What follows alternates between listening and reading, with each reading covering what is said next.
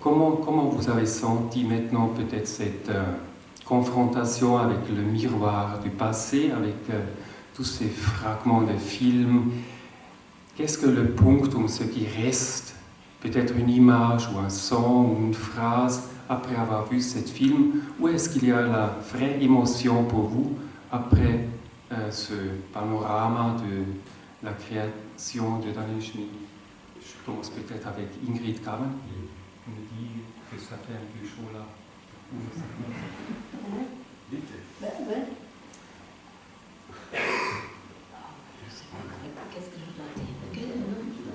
J'ai connu Daniel après qu'il a perdu sa voix. Et comme j'ai vu le livre de Jean-Jacques Schul, Ingrid Kaven, il y a une histoire où il est mentionné qu'il a participé une fois comme synchronisateur d'un film porno, Miss Devil et Mrs. Jones ou quelque chose.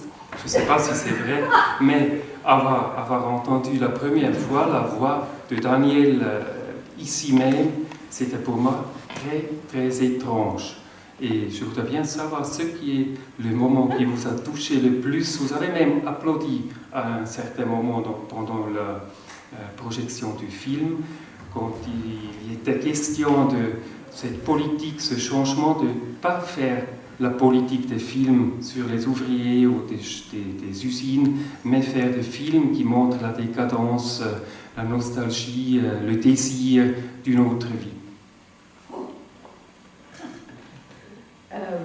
Mais naturellement, maintenant, le mot le plus important qui sonne encore, c'est ce film de porno. Mais je ne sais pas ce que ça a à voir avec ce film qu'on a vu là. Mais oui, c'était pendant le festival de New York. Et il y avait la Paloma là, et il y avait tout le groupe de Warhol avec Andy lui-même qui venait voir. Ils étaient tous des fans de Paloma. Et à l'époque, moi je voulais rester plus longtemps à New York. Et l'invitation, je crois, on était invités chaque fois que 3 jours ou quelque chose comme ça. Et je ne sais pas comment j'ai fait encore. Je suis rencontré des gens qui étaient en train de synchroniser un porno. Et j'ai dit oui, très bien, je vais le synchroniser en allemand, je peux rester. J'ai demandé beaucoup d'argent et j'ai dit oui, bon, je vais faire ça. Et pour m'amuser un peu plus dans cette synchronisation, j'ai demandé à Daniel de venir aussi et à Ila von Hasberg aussi. Et comme ça, on était pendant 8 jours, tous les 3, derrière les images du porno, et on faisait semblant de vouloir nous tripoter entre nous. Comme toujours, faisant semblant de faire, on arrive à quelque chose. Et oui, c'était ça, notre vie un peu quotidienne, barbée, bulle, on faisait aussi, par exemple, maintenant je me rappelle, on a fait Amour, Chicho et moi, et Daniel voulait participer aussi en cassant tout. Alors Daniel souvent était quelqu'un qui était très jaloux et au même temps il voulait participer à des choses un peu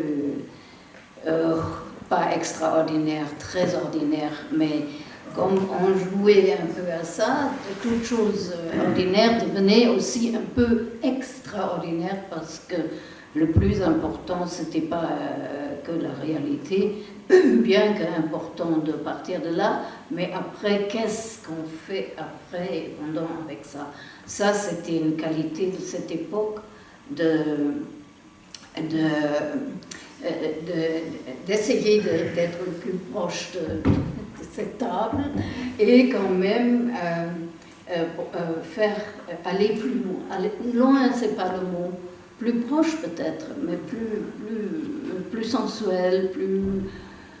ça m'a beaucoup plu là, ce que Werner Schröter a dit. On a fait beaucoup de fêtes ensemble en plein amitié. Il n'y avait pas cette concurrence, cette jalousie de l'autre, cette nécessité d'aller toujours plus vite pour gagner plus ou pour gagner plus de kilomètres et tout ça. Ça, c'était une époque unique qu'on a eu la chance de vivre. Je ne sais pas aujourd'hui comment on pouvait aussi être si sûr d'être au moment-là sans s'occuper de ce qu'on fera dans quelques mois. Mais je sais, il y a une raison très réaliste, il y avait beaucoup plus de possibilités et de facilité de trouver du travail. C'est pas comme aujourd'hui, nous tous, vous savez, si on s'amuse là et que si on fait des folies, des créations aussi, on savait que dès qu'on veut, on peut travailler dans des métiers très différents et gagner de l'argent, et ce qu'on a fait aussi entre-temps. Et ça, c'est pas possible aujourd'hui, et je crois que c'est pour ça que beaucoup de choses sont beaucoup plus malades. Bon, je ne sais pas si j'ai répondu. On peut peut-être rajouter qu'on a fait le film Cette nuit ou jamais avec 40 000 $. Personne n'était payé. Et c'était une copie 16 moi j'ai fait l'exécutive de production et j'ai joué un rôle principal. J'ai encore fait aussi la production de La Paloma. Oui. Oui, c'est bizarre. On ne peut pas aujourd'hui s'imaginer qu'on joue un rôle principal et avec tout le tralala en plus de faire en masque et de s'occuper de production. Et c'était amusant même au même temps. Beaucoup de choses pratiques et de travail. Et aussi, on pouvait... oui, parce que j'étais connue un peu pour pouvoir aussi faire en sorte des trucs pour tromper un peu les assurances. Et j'étais très fort. J'avais la tête souvent dans la lune et avec l'alcool, etc., comme nous tous, la tête. Mais j'étais très bien à l'école, à l'université, j'étais très fort en mathématiques. Alors, ça n'avait rien à voir avec mathématiques, il fallait seulement pouvoir compter un peu. Par exemple, être d'accord avec une actrice ou un acteur ami, de dire, bon, tu gagnes 5 000 par jour, non? Alors tu deviens malade, on a, dans 10 jours malade, on a 50 000 perdus. Mais bien sûr, personne n'a gagné 5 000. Si on avait gagné 500, c'était beaucoup. Mais tout ça, c'était possible à cette époque-là. On savait de Godard qu'ils font ça, on a fait, nous aussi, en petit, et ça faisait plaisir. Aujourd'hui, je n'oserais pas. C'est les gens qui se prennent au sérieux qui font ça maintenant. Oui, mais là, c'est beaucoup plus d'échelle, beaucoup plus grande. Nous, c'était tout petit. L'argent, c'était tout petit. Autrement, on était tout grand. N'est-ce pas? Alors ce n'était pas l'argent qui vous a séduit de travailler avec Daniel Schmitt. Je me rappelle quand il est mort, j'ai éliminé son numéro sur mon portable et j'avais toujours écrit seulement un DS et je pensais toujours c'est la DS, un peu comme la Citroën DS, non? Mais je me suis dit, là, quand j'ai vu le film, c'est plutôt le DS du désir. Et c'était pas le désir de vous, par exemple, qui avait tourné avec les plus grands cinéastes, tout à coup de tourner aussi avec Daniel Schmitt, qui est venu de la Suisse et qui ne pouvait pas payer. Oui, moi je me sens plutôt une amie qu'une actrice de Daniel. C'était quand Daniel m'a demandé d'être la mère d'Ingrid dans La Paloma, c'était aussi comme un jeu, cette proposition, et ça m'a beaucoup amusé, Ingrid ça l'a beaucoup amusé, et nous tous, et Barbet jouait un évêque, et on était comme ça, des amis qui participions au film de Daniel et d'Ingrid,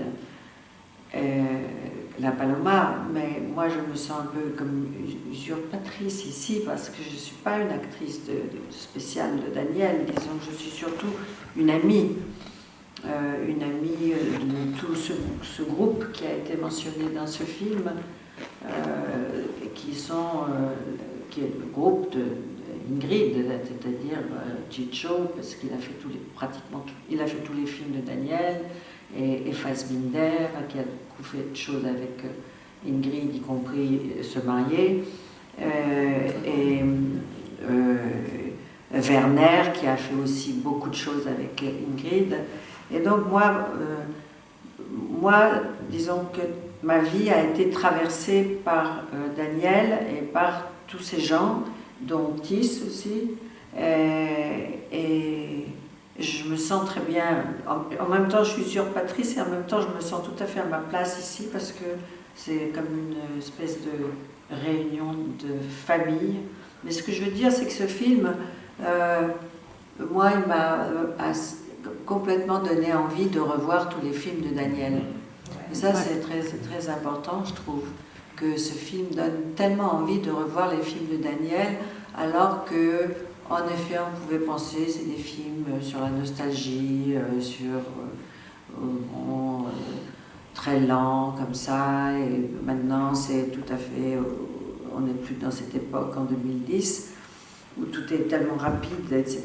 Mais moi, j'ai vraiment très envie de revoir, non seulement par ce qu'il a dit lui, mais surtout en voyant les images de ces films.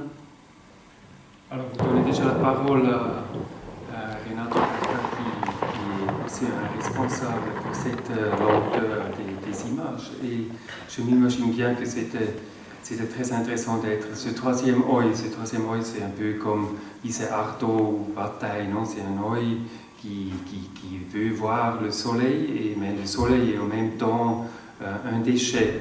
Et dans tous ces films de Daniel, il y a cette dialectique entre le soleil et la beauté absolue et le déchet, l'hétérogène, ce qu'on jette, et les murs derrière Ingrid Kaven dans le film de Fassbinder et Daniel, Schatten der Engel, Ombre des anges, et toute cette vie qui est à la limite de disparaître, et les acteurs comme des mannequins du mort qui tombent presque, et la parole aussi tombe comme des dents qui sont un peu malades.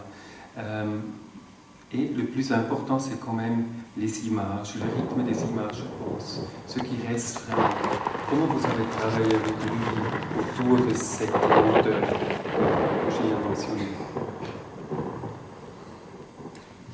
C'était pas des choses pensées, scénarisées, sans être trop démagogue. Je pense qu'on peut dire que les films, on les faisait à plusieurs. Et c'est vrai que chacun nourrissait un peu en fonction du rôle qu'il jouait, pas seulement les comédiens, n'est-ce pas? Chacun nourrissait d'une façon ou d'une autre le film. Et c'est vrai qu'à Reutenacht Poderny, il y avait un groupe de comédiens qui ont débarqué au Schweizerhof à Flins, mais ils sont arrivés avec des valises, avec des costumes, avec des instruments, avec du maquillage, et alles macht alles, c'était la grande phrase. Tout le monde. Voilà. Parce que, oui. Et c'est vrai, oui, et c'est vrai que comment dire, il y avait relativement peu de hiérarchie. Oui. Et ça me paraît quand même quelque chose, surtout dans les premiers films. Après, dès qu'on est confronté à la fabrication de films d'une façon un peu plus, appelons ça industrielle, c'est la faute des producteurs d'ailleurs, voilà. Dès qu'on est confronté à la fabrication des films comme ça devient un peu plus, disons, professionnel, et ça devient un tout petit peu plus compliqué, c'est-à-dire qu'on est confronté à avoir des scénarios qui sont un peu plus structurés, parce que sur Reutenacht Poderny, il n'y avait pas, comment dire, il n'y avait pas un scénario écrit, il y avait de temps en temps quelqu'un qui arrivait, ah tiens, voilà, j'ai un bout de dialogue, comment ça s'appelait, Rosie qui jouait l'accordéon, ah mais si on pourrait enregistrer Caprifiche, ah ben oui, c'est une bonne idée. Qui c'était là qui jouait? Reutenacht. Non, Peter Kern chante sur la... Oui, et Caprifiche. quatre, oui, quoi? Oui, c'était l'accordéon. Oui, Eh pourquoi? ben voilà. Et Oui. pourquoi je ne sais pas. Ah, mais C'était en tout cas, accordéon. elle était Oui, née, oui, oui, c'était oui, né oui. comme ça, c'était pas Non, mais quelque chose qui était pensé avant. Oui, oui. Tu vois ce que je veux dire? Et ça, c'est vrai que cette ère. Mais c'était qu'il y possible a dans parce qu'on voilà. se connaissait. C'était possible Absolument. parce que... Et puis il faut ajouter, excuse-moi Thys, à propos de ce que tu disais, c'était tourné avec 40 000 francs suisses. Oui. Moi j'insisterais plutôt sur le fait qu'on a tourné à 9 nuits. À Oui. 9 nuits de film, on a tourné, à 9 nuits de délire total. Et ça me paraît quand même peut-être la chose la plus J'aimerais seulement importante. ajouter une chose à propos du style du film, parce qu'il y avait vraiment même les acteurs qui ont pris la discussion. Comme il faut le faire. Et je me souviens très bien de Peter Chapelle qui disait, fou furieux avec Daniel, il disait, ah Daniel, tu oublies que cinéma c'est en anglais movie, et movie veut dire move, to move. And move the camera, we have to move, because on ne peut pas toujours rester, faire plan fixe. Alors c'était vraiment aussi une chose qu'on a discuté à l'époque pendant le tournage. On peut raconter des anecdotes, mais qu'est-ce qu'on peut sauver pour aujourd'hui, pour faire aujourd'hui comment? Et là, je ne sais pas du tout.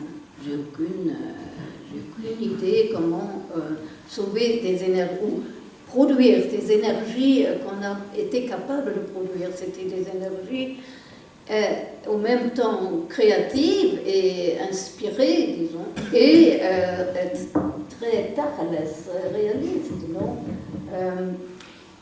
Et liées aussi à la vie, vivre ensemble et faire les choses. Mais je ne sais pas, je crois que c'est terminé, je crois vraiment on ne peut plus faire ça. Alors il y a eu une grande discussion à la sortie de Ombre et les anges à Cannes autour de l'antisémitisme, fascisme, et Gilles Deleuze a écrit dans son grand article une réfutation de ces Anjoulements. Il a refusé comment dire, cette critique que ce film soit fasciste, et il dit ce qui est beaucoup plus dangereux, ce sont tous ces petits micro-fascismes qui étouffent la créativité. Alors, vivons-nous maintenant dans ce temps des micro-fascismes annoncés de Deleuze il y a 30 ans? On a combien de temps pour répondre à cette question? Parce que c'est très compliqué. Il y a une phrase qui dit les fascismes vont changer, ils ne vont pas être les mêmes, mais peut-être pires. Mais c'est un peu grand ça. On n'avait pas non plus la possibilité de se créer une autre identité, chaque jour une nouvelle, par les images qu'on peut faire sur l'internet et qui reviennent, et je fais ci et ça.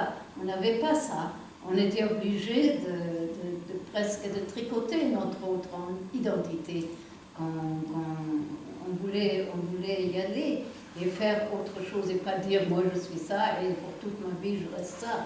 Ça, cette idée après le désastre de l'Allemagne et de l'histoire de l'Europe tout court, on ne voulait pas dire moi je viens de papa, maman et je vais rester ma vie comme ça, grâce à Dieu, merci. Ça, c'était pas possible pour beaucoup de nous.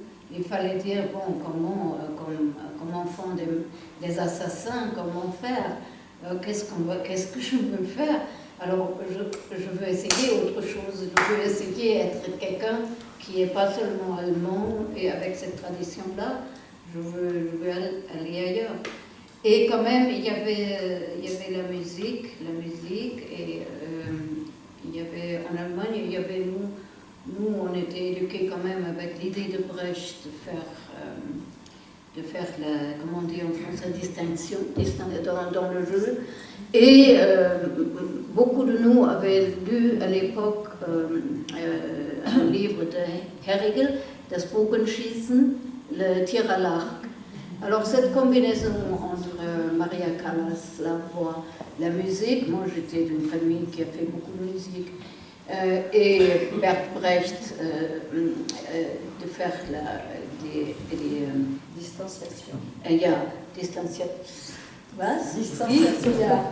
Merci. Là, cette chose-là. Et quand même aussi l'idée du signe de la transparence à travers du masque. Ça, c'était des choses qu'on avait commun avec, pas seulement, Rainer pas tellement, Rainer c'était un peu brechtien, mais Werner Schröder et Daniel avaient ce même monde du rêve artistique que moi aussi et d'autres en Allemagne.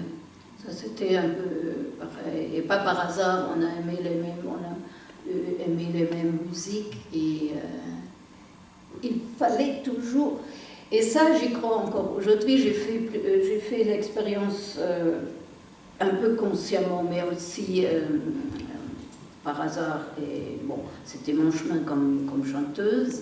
Et le plus on est capable d'être sur les deux pieds, mais faire une structure, une manière, une forme à travers laquelle on peut transmettre des sons. Et je fais toujours l'expérience, encore aujourd'hui dans mes concerts, ça marche bizarrement, c'est très mystérieux. Ça marche beaucoup plus que je fais direct. Il faut un metteur en scène qui veut ça. Autrement, vous plantez tout de suite. Je ne conseille pas. Mais Daniel, par exemple, je parle trop là, non? Oui. Non. Mais surtout, tu as répondu à la question. Ah, non, encore une chose, parce que c'est trop. Comme Daniel, le film de Paloma, d'ailleurs. Je ne sais pas si tu te rappelles. Il y avait encore, comme souvent, une grande dispute avec Daniel, juste avant, non, par hasard. Désastre, mais il faut dire que j'étais violent aussi à l'époque. Là, avec l'âge, je suis devenue très gentille, un peu plus gentille, mais à l'époque, c'était aussi nerveux.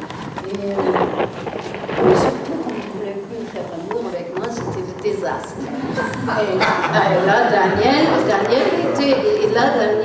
le pauvre, était devenu la victime.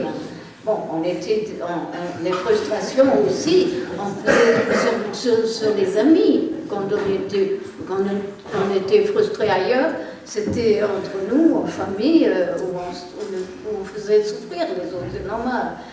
Non, mais là, je veux dire, par exemple, ça c'est quand même... alors, je voulais un peu savoir comment Paloma, quoi, bon, oui, le masque... rester transparent, bouger comme ça lentement, musicalement, sans que la musique s'entende, oui d'accord.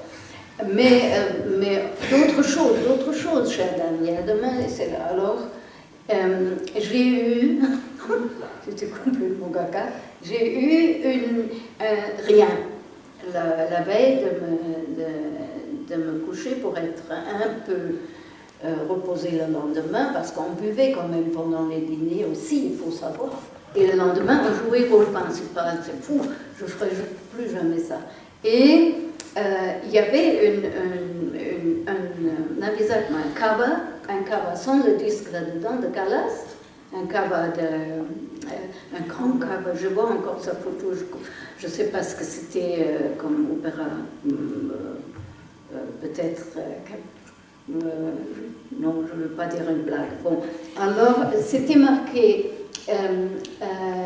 Viola Schlumpf, elle s'appelait comme ça. Viola Schlumpf s'appelle Paloma. Elle s'appelle, son nom, comment dire, wie sagt man, bürgerlicher Name ist Viola Schlumpf. Oui. Et alors, il y avait marqué, elle entre dans un salon où il y a une fête avec beaucoup de monde et elle cherche quelqu'un. Bon, très bien. Bien sûr, Daniel savait, parce qu'on se connaissait, que je ne viens pas dans la pièce. Alors je viens dans la pièce et je regarde et je regarde et je cherche quelqu'un qui n'est pas là. Ça, c'était clair que ça ne serait pas comme ça serait plutôt, maintenant ça sera raté parce que le metteur en scène n'est pas là, mais je veux donner un petit signe, ça serait plutôt comme ça.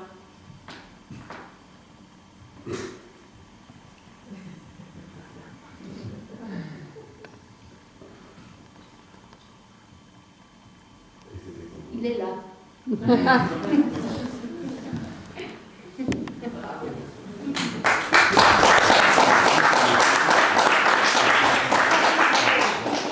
C'était pas préparé, c'était lui.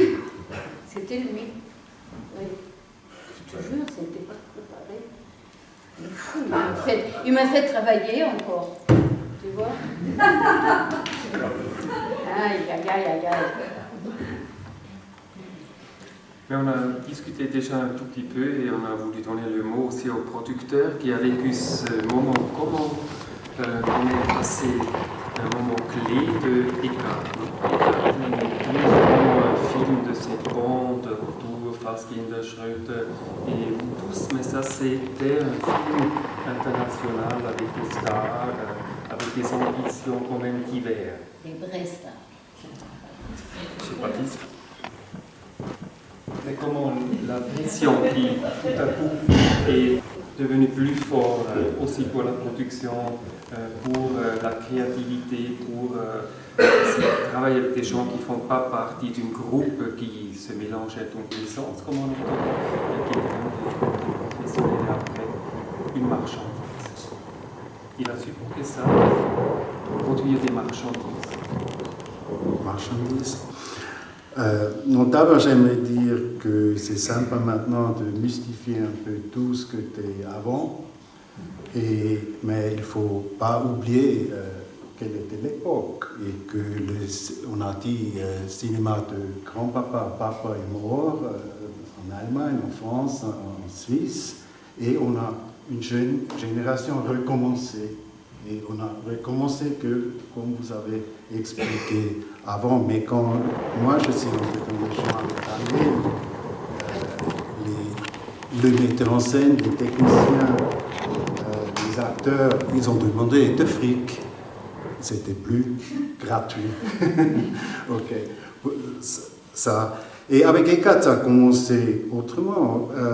Moi j'ai proposé je n'ai pas encore connu Daniel personnellement, c'était dans les 80 je crois, et j'ai vu ses films, ça m'a beaucoup fasciné, et j'ai lui proposé un scénario, il a dit non, mais il a dit j'ai aussi un scénario, c'est Eka et ses chiens, mais à l'époque les droits n'étaient pas encore libres, c'était avec un autre producteur et j'ai lu le scénario et j'aime beaucoup des histoires amour passionnantes.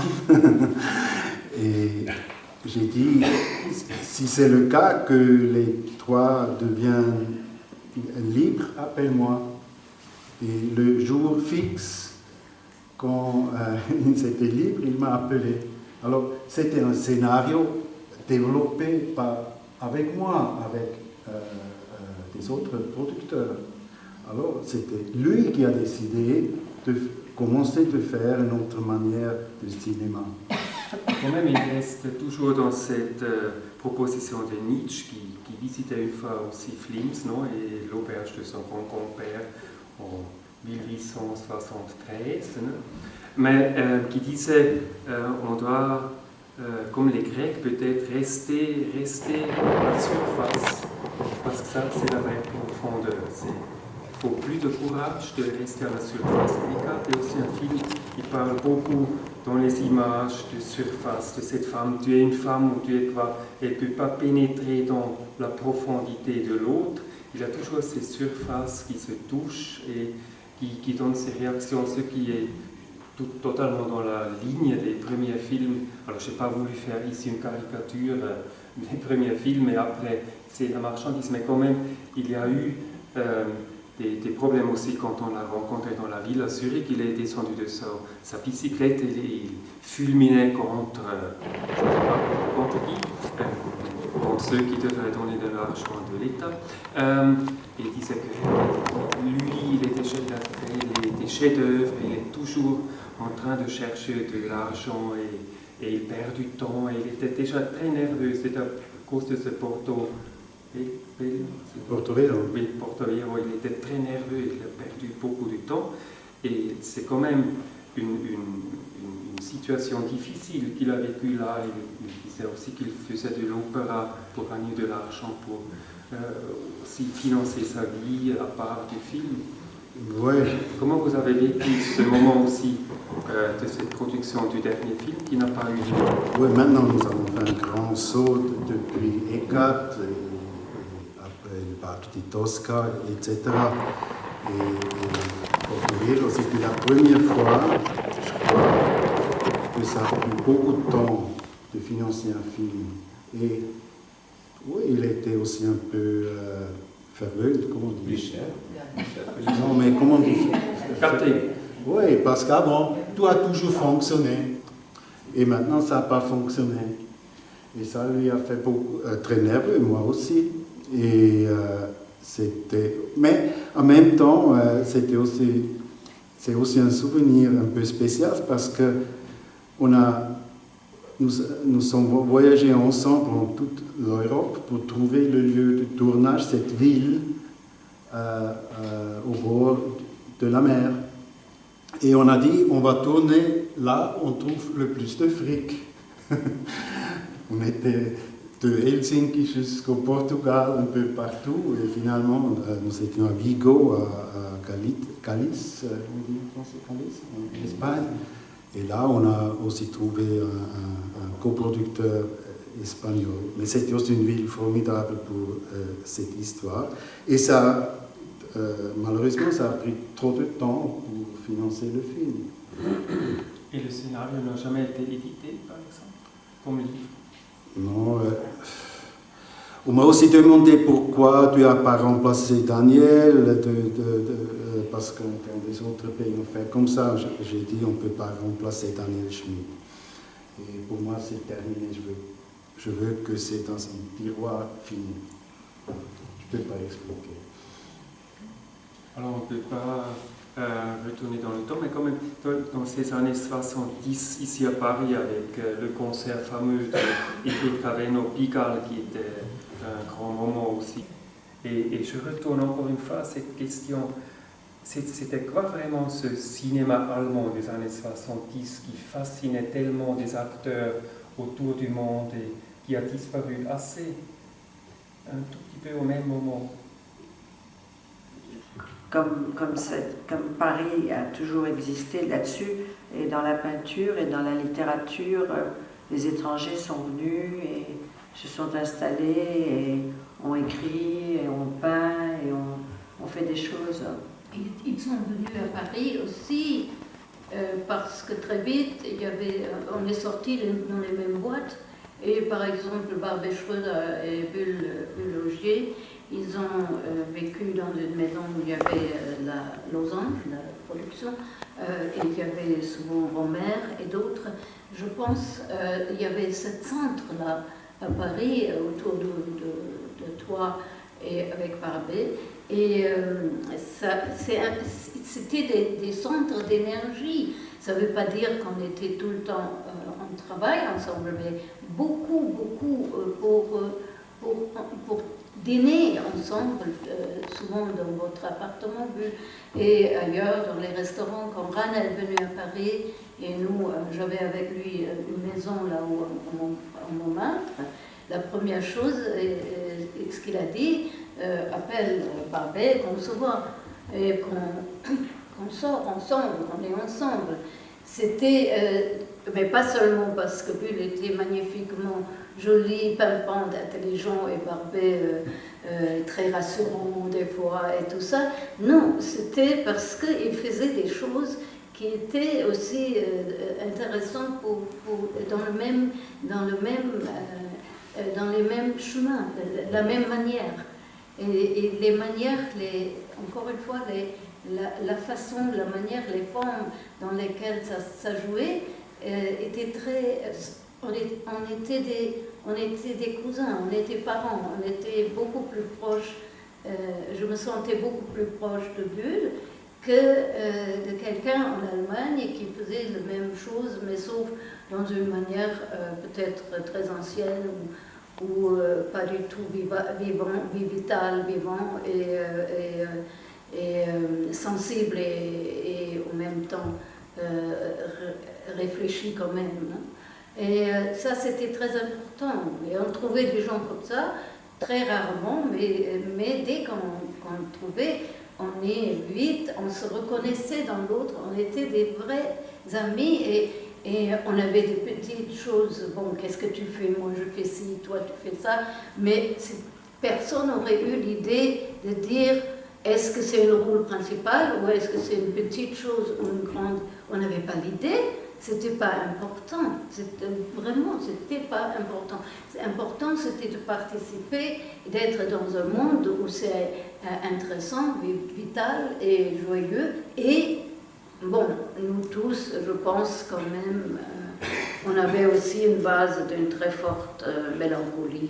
Quand j'ai vu Werner Schröter ou Daniel jusqu'au bout, quand il dit qu'il était heureux dans sa vie, et je me rappelle, il m'a dit les derniers jours, quand je l'ai vu, oui, on a eu des choses heureuses, mais plus fort, c'était cette énorme mélancolie qui est jamais content avec ce qu'il y a. On n'était jamais content avec ce qu'il y a, on projetait autre chose. On ne pouvait jamais dire, comme je le fais aujourd'hui aussi, des fois, oui, merci, je vais très bien, et toi aussi, et tout va bien, et on est heureux. Non, on était tout le temps quand même dans une situation critique, pas tout à fait content, pas rassuré du tout, et en même temps très volontaire, très presque...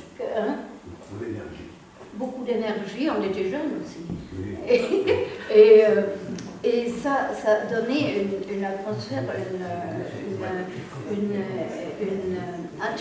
alchimie qui a duré pour nous peu qui sont là encore jusqu'à aujourd'hui. J'ai une affinité très simple aussi, très simple. Mais pour avoir cette affinité, il y a tout un amalgame d'autres choses. Mais je ne sais pas exactement. Je ne sais pas ce que c'est. Je pense qu'il faut ajouter aussi qu'à l'époque, il y avait une espèce de nouvelle musique qui arrivait ici. Oui. Et c'est vrai que bon, la nouvelle vague, elle était déjà bien installée, mais un peu en phase descendante. Et tout à coup, il y a des espèces d'ovnis qui débarquent à Paris, à la closerie des Lilas, mais qui apportent des films à Cannes. Oui. Et je me souviens des projections de Cannes, de la Palome à Cannes. Bon, le film a passé, il y a eu un certain succès. Après, le bouche-oreille qui a très bien marché. Et il y a eu plusieurs projections qui ont été organisées. Et une fois avec Daniel, on voyait des gens qui se battent. Nous, on était à l'intérieur, dans le hall, et il y avait des gens qui se battaient dehors pour rentrer. C'était aussi dans une petite salle, parce que c'était pas en compétition, c'était... Oui, mais c'était déjà des projections. Ouais. Et quand il y a des phénomènes pareils, inévitablement, tu te dis, mais qu'est-ce qu'on a fait? Mais qu'est-ce qu'on a fait? Quel film on a fait? Des gens qui se battaient mano militari. Mais pour répondre peut-être encore à ta question pour le cinéma, comment ça a pris tout de suite cette force et cette force, ça a certainement aussi à faire parce que c'est du cinéma d'auteur qui a commencé en Allemagne plus tard qu'en France avec la Nouvelle Vague ou en Angleterre avec le free cinema ou en Italie. Mais Fassbinder, Reiner, Browning, tout ça, ils écrivaient leur propre Herzog, je voulais dire encore. Et ils écrivaient leur propre scénario. Et avant, ce n'était pas le cas. Il y avait quand même un moment où on n'avait plus confiance de faire des choses. On ne pouvait plus continuer comme ça. C'était avant que Daniel, par exemple, a fait des productions, disons, normales, plus plus professionnel. Mais je refuse ça parce que nous, on a été très très professionnels de pouvoir faire beaucoup de choses ensemble et quand même aussi, c'est pas le mot, mais marginal, bon, moins marginal. Et c'est quand même Rana, Fassbinder qui a commencé à un moment qui a fait des merveilles aussi, moins chaotique, moins improvisé que Daniel ou Werner, mais les premiers films avec Anna Schygulla et Uli Lohme,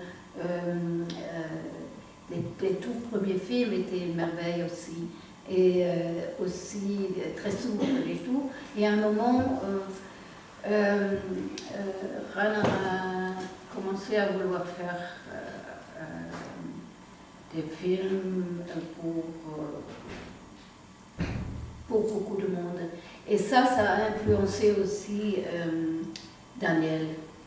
Et en plus, il y avait Bertolucci, il aimait beaucoup Bertolucci. Il y avait une influence de l'extérieur sur Daniel qui le poussait aussi dans une direction de faire des films plus pas conventionnels, mais plus sérieux, comme on peut dire, avec des productions normales. Et je crois Daniel, il a très très bien fait les autres films, c'est magnifique et beaucoup d'inventions et tout. Mais je sentais qu'il a gardé une nostalgie vers une époque où ça se passait plus humblement. J'ai senti une chose, pas chez Rana. Rana est allé dans la drogue, bourse, il avait besoin de l'argent, il faisait son trip, et il travaillait tout le temps, il était insomniaque, d'accord. Là, je ne dirais pas qu'il... Oui, le dernier, il n'a pas aimé du tout Lily Marlène et tout ça, il n'a pas aimé. Mais juste avant, les films, il aimait bien, il assumait. Daniel, je ne suis pas sûre. Pas qu'il n'aimait pas ses films, mais il y avait, n'est-ce pas, Thies, il y avait quelque chose où on avait l'impression, avec lui, il était nostalgique de ces bricolages-là, Non, j'avais cette impression.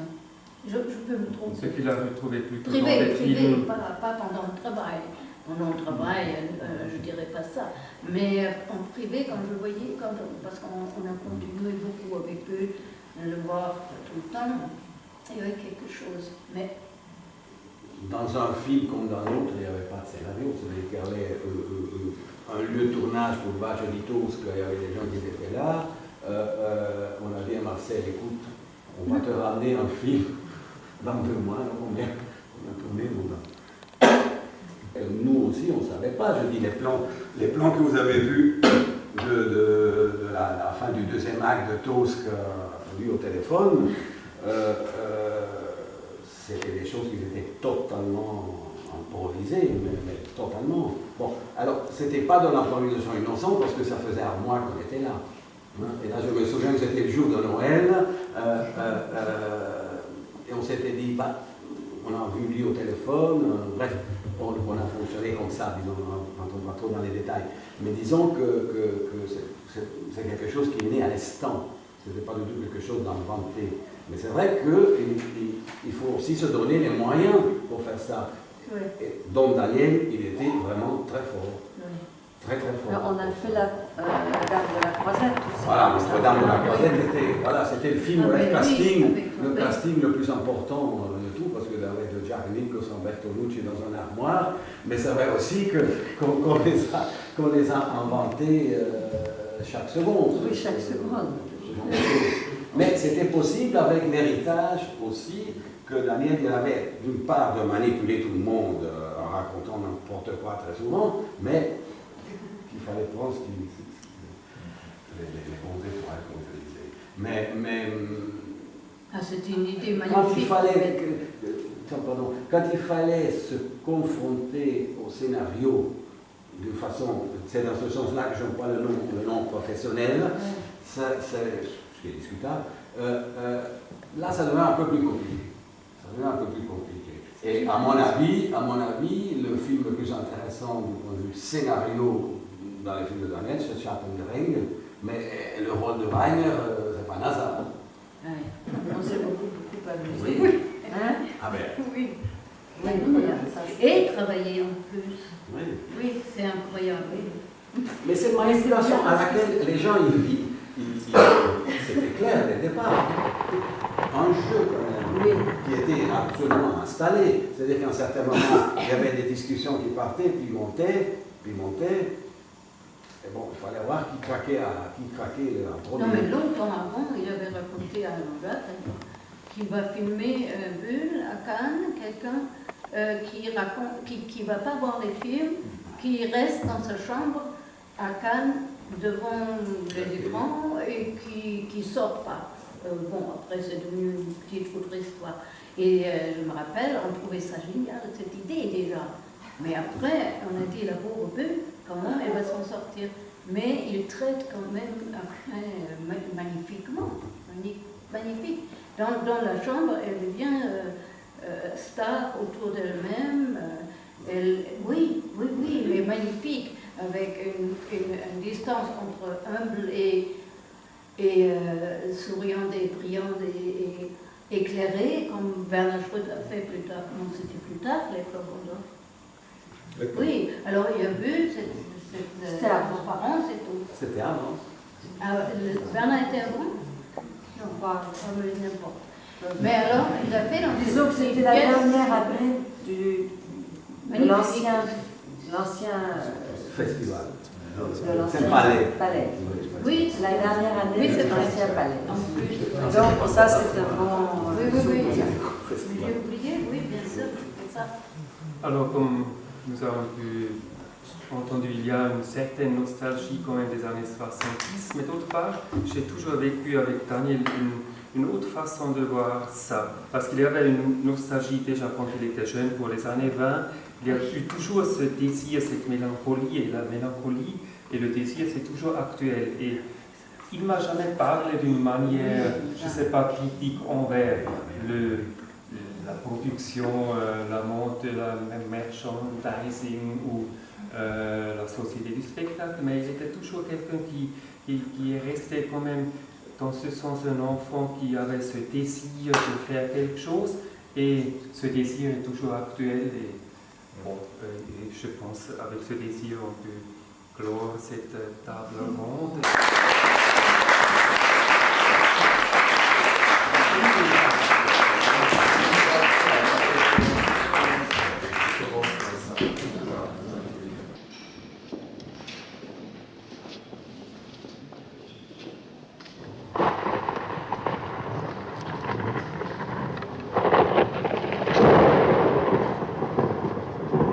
Bonsoir.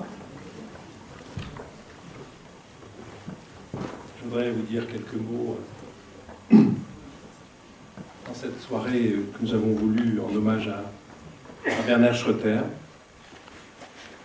qui est mort le 13 avril dernier. Il avait 65 ans.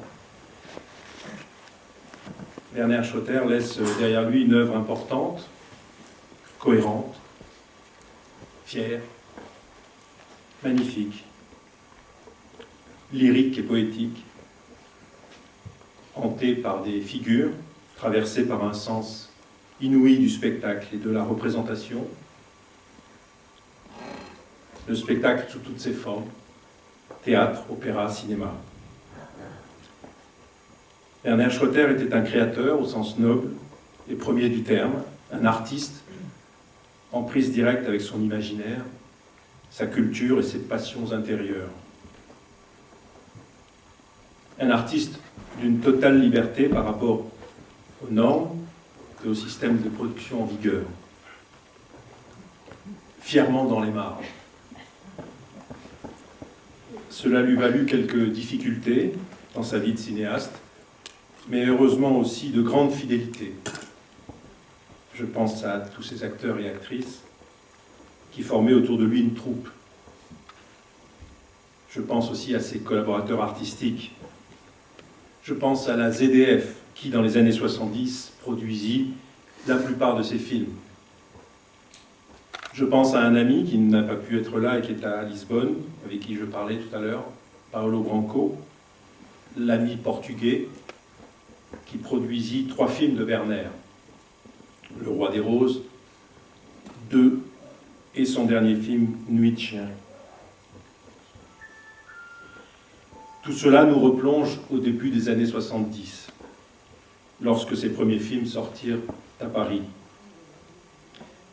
Dans mon souvenir, c'était au cinéma Olympique, rue Boyer-Barré, dans le 14e arrondissement, tenu par un jeune cinéphile dandy qui ignorait qu'un jour il serait ministre de la Culture.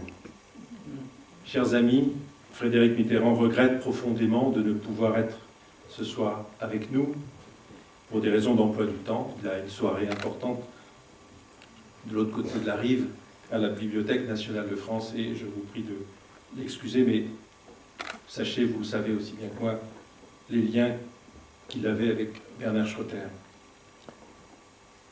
Début des années 70, c'était un temps déraisonnable. D'un côté, les tenants du discours idéologique, nous en étions au Cahier du cinéma, pour quelque temps encore. De l'autre, les amoureux de l'art, les esthètes, les tenants de l'avant-garde. C'était l'époque flamboyante du Festival d'hier, dirigé par Marcel Mazet, où Willow Springs obtint le Grand Prix en 1973. Notre ami Jean Douché, qui est là, faisait partie du jury cette année-là. Ce sont eux qui avaient raison. Cela ne fait plus aucun doute. Schroeter, avec Eustache, Fassbinder et Garrel, fait partie de ce qu'il y avait de plus novateur à cette époque dans le cinéma européen. Parlant de Werner Schroeter, je ne peux m'empêcher d'évoquer Michel Foucault.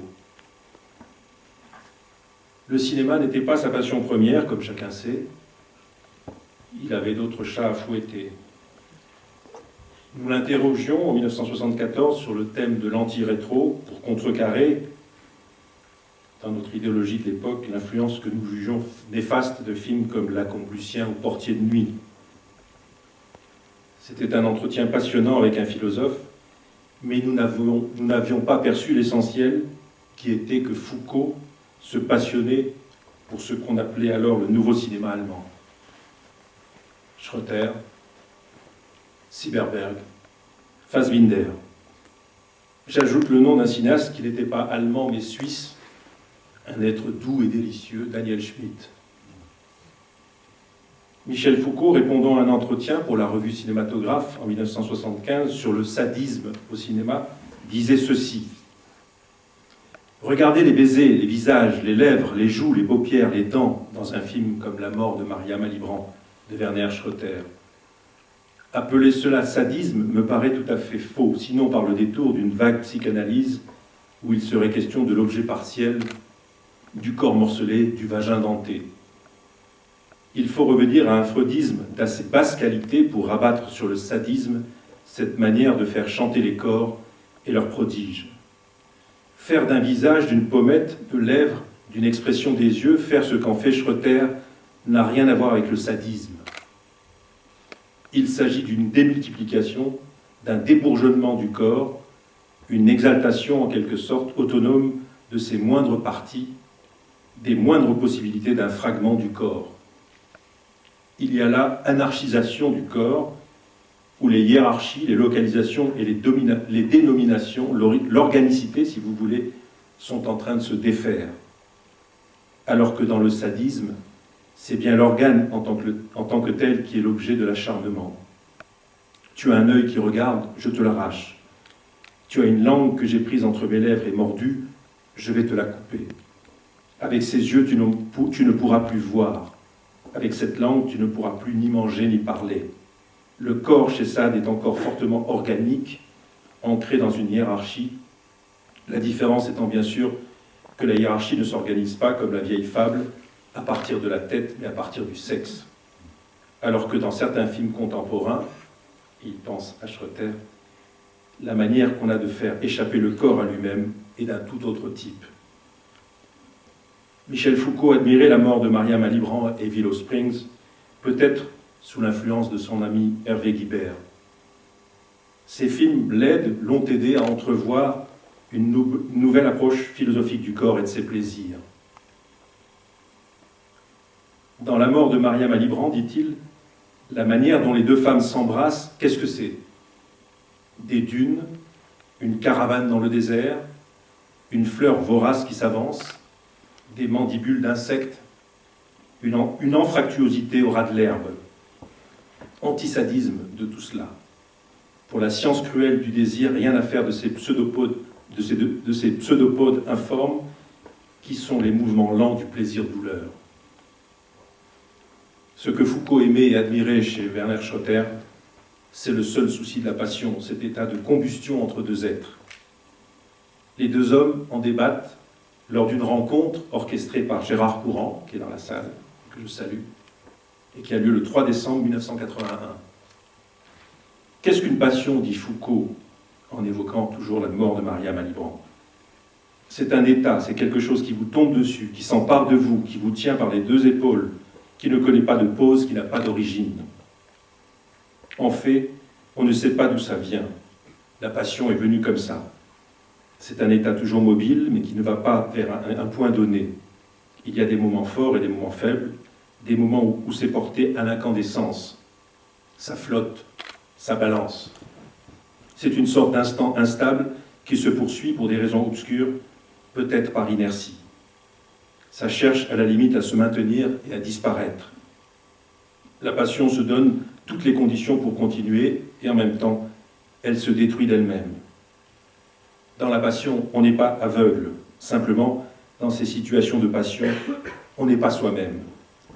Ça n'a plus de sens d'être soi-même, on voit les choses autrement. À quoi Werner Schotter répond: le conflit de l'amour et de la passion est le sujet de toutes mes pièces de théâtre. L'amour est une force perdue qui doit se perdre tout de suite parce qu'elle n'est jamais réciproque. C'est toujours la souffrance, le nihilisme total comme la vie et la mort. Les auteurs que j'aime sont tous suicidaires. Kleist, Hölderlin, qui est quelqu'un que je crois comprendre, mais hors du contexte de la littérature. Depuis mon enfance, je sais que je dois travailler non pas pour... Pardon.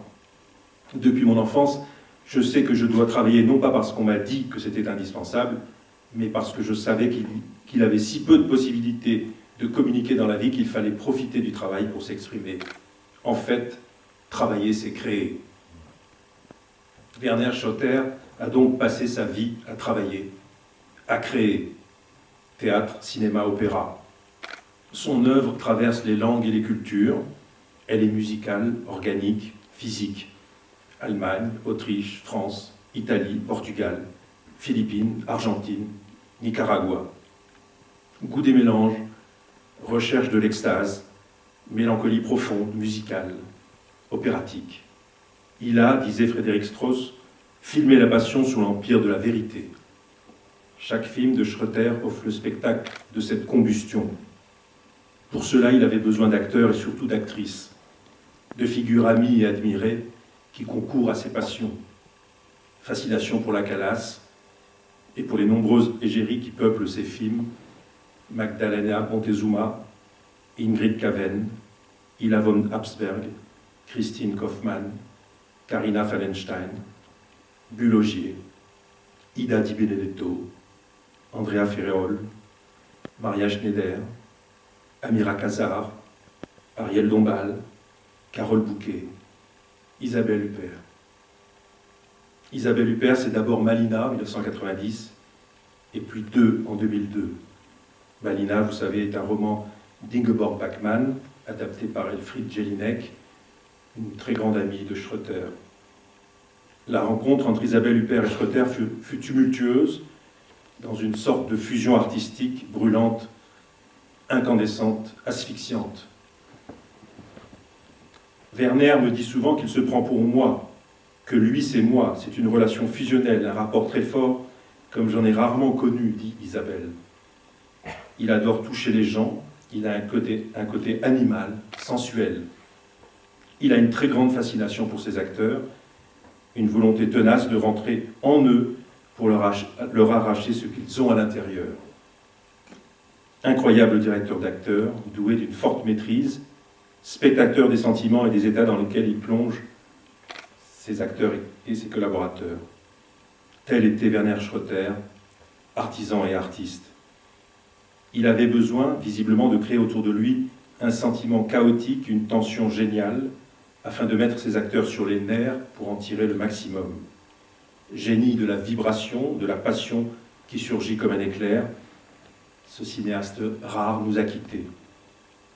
Dans un entretien publié en novembre 2002, il disait ceci: « Après mes études secondaires, j'ai eu 2 objectifs, connaître la mort, puis connaître l'amour, puis connaître la mort. » Nul doute que pour lui, le cinéma fut le seul compromis possible, acceptable, une manière de jouer passionnément sur ces 2 registres, le cinéma, à la vie, à la mort.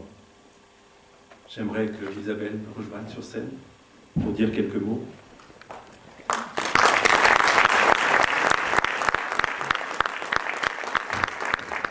Bonsoir. Ça marche pas?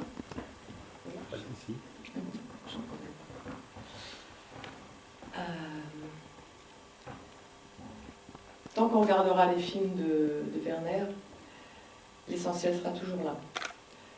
Je suis très heureuse de me retrouver ici avec vous ce soir pour nous souvenir de lui, pour le retrouver présent dans un de ses chefs-d'œuvre. Et je suis heureuse aussi qu'on se retrouve un peu plus tard, dans quelques mois, à la Cinémathèque de Beaubourg, de début décembre jusqu'à fin janvier, où l'intégrale des films de Werner seront présentés. C'est du 2 décembre, je le dis plus précisément. Une rétrospective aura lieu à partir du 2 décembre jusqu'au 22 janvier au Centre Pompidou. Je pensais le dire après, mais je le dis maintenant. Elle se fait en partenariat avec le Goethe-Institut et le Festival d'automne à Paris. Voilà. Alors, comme vous ne m'en voudrez pas de préférer ce soir la réflexion à l'improvisation, je vais vous lire un texte que j'ai écrit pour Werner. Notre seule ressource avec la mort, faire de l'art avec elle. Ça, c'est René Char qui nous le dit. Werner. Le mot que je lui ai entendu prononcer le plus souvent était le mot vitalité. À tout moment, à tout propos, il parlait de la vitalité. S'il la sentait autour de lui ou en lui, il s'en réjouissait. Si elle venait à manquer, il la réclamait. Par ce mot, il entendait vivant, bien sûr, mais aussi animé, et donc avec une âme. C'était ça la vie pour Werner, sa vie et son travail. Je ne veux pas dire seulement sa vie d'artiste, car sa vie, ce fut une œuvre d'art, et son travail se confondait avec sa vie. Même lorsqu'il disait aimer l'expression « la maladie comme thérapie ». Quand on a eu le bonheur de le connaître, comme moi, on a eu la chance de connaître une personne très particulière, pour laquelle il n'y avait plus aucune frontière entre l'art et la vie. Toute sa vie, il aura recherché la beauté. Mais comme il savait aussi ce qu'était la souffrance, il avait un accès direct à l'âme de chacun. Et il savait exactement qui ils étaient, ce qu'ils vivaient et pourquoi ils vivaient. Il avait une bienveillance et une tolérance infinie à l'égard de ceux qu'il aimait. Dans l'aventure d'un film, on se sentait aimé par lui, sans limite. Toutes les portes étaient ouvertes, tous les rêves et tous les cauchemars étaient bienvenus. Les films devenaient alors des cachettes, secrètes et mystérieuses, dans lesquelles on pouvait se déployer, tout dire, tout faire, être soi et le rêve de soi. Werner, quand je pense à lui, je pense à la musique.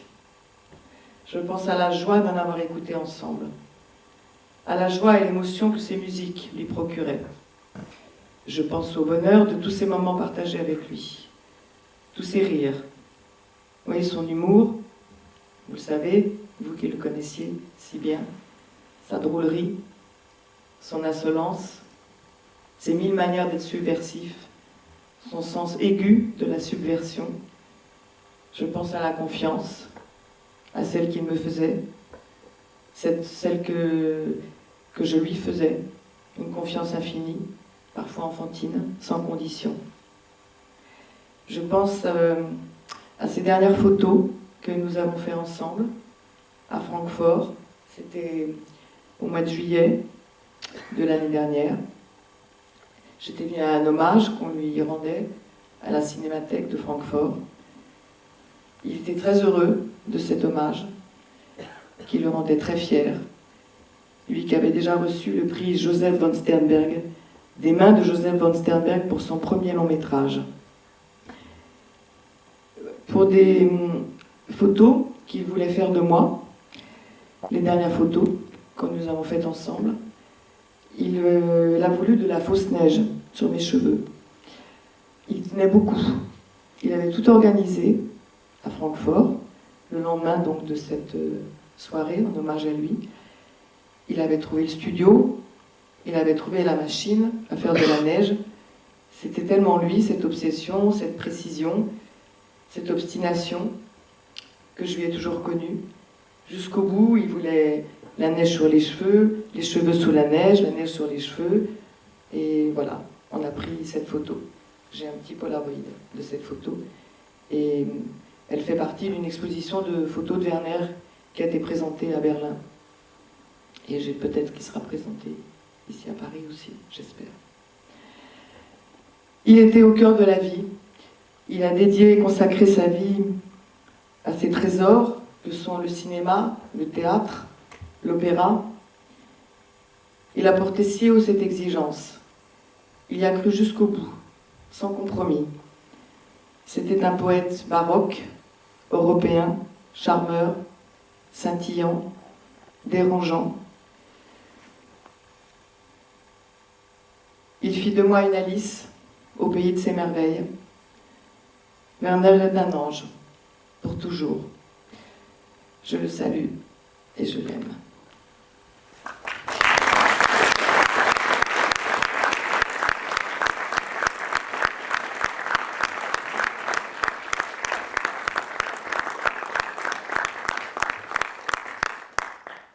Maintenant, on va voir Malina. Oui, on va voir Malina. Alors, on a tourné Malina en 90. J'avais rencontré Werner une première fois, je me souviens, il m'en parlait souvent d'ailleurs. C'était sur les escaliers ou sur les marches de la Fenice à Venise. Je tournais, je crois, Les ailes de la colombe avec Benoît. Et Werner était là. Et c'est là qu'on s'est vus pour la première fois. Et puis des années plus tard, il est venu m'apporter ce scénario. Je ne sais pas si c'était déjà un scénario, enfin, en tous les cas, c'était un projet. Si, c'était déjà un scénario, écrit donc d'après un roman de Ingeborg Bachmann, et écrit par Elfriede Jelinek. Et Elfriede Jelinek était souvent présente, d'ailleurs, sur le tournage, plus qu'elle n'a été par la suite, d'ailleurs, sur le tournage de La pianiste. Et voilà, ça a été le début de ça, de Werner et de moi. Et c'est un souvenir extraordinaire. Et quand je parle du plaisir qu'on avait à écouter de la musique, la musique est très présente dans Malina, comme vous verrez, il y a un opéra extraordinaire dans Malina. Et plus tard, en fait, j'ai tourné 3 films avec Werner, parce que j'ai tourné Malina, j'ai tourné 2, et puis j'ai tourné un film auquel il tenait énormément, qui s'appelle Poussière d'amour, et où Werner est parti à la recherche de ses amours, de ses idoles, qui étaient donc des cantatrices. Certaines, c'était très beau, c'était l'idée que certaines s'étaient tues pour toujours, notamment une cantatrice italienne qui s'appelle Anita Cerquetti, qui a cessé de chanter très, très tôt. Enfin, je crois que les mélomanes la connaissent, elle est très connue, mais elle a arrêté très tôt. Voilà. Et il l'a retrouvée, et il l'a fait parler. Puis il y a aussi une autre très grande chanteuse allemande qui s'appelle Martha Mödel, qui l'a aussi beaucoup filmé dans le film, et qui, elle, par contre, ne s'était pas arrêtée.